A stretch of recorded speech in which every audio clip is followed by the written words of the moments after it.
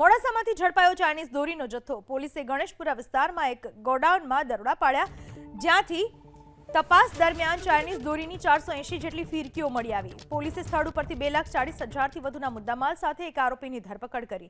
Modasa town પોલીસની કાર્યવાહીથી Chinese દોરીનો વેપલો કરતા વેપારીઓમાં ફફડાટ વ્યાપી ગયો છે। મોડાસાના ગણેશપુરામાં પોલીસે દરોડા પાડ્યા, જ્યાંથી ચાઇનીઝ દોરીઓ મળી આવી। ગોડાઉનમાંથી ચાઇનીઝ દોરીની 480 ફિરકીઓ મળી આવી, જ્યારે કે ચાઇનીઝ દોરી ઉપર પ્રતિબંધ છે। મોડાસા ટાઉન પોલીસે 2,40,000થી વધુનો મુદ્દામાલ જપ્ત કર્યો છે।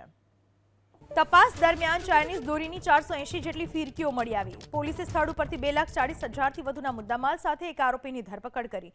મોડાસા ટાઉન પોલીસની કાર્યવાહીથી ચાઇનીઝ દોરીનો વેપલો કરતા વેપારીઓમાં ફફડાટ વ્યાપી ગયો છે।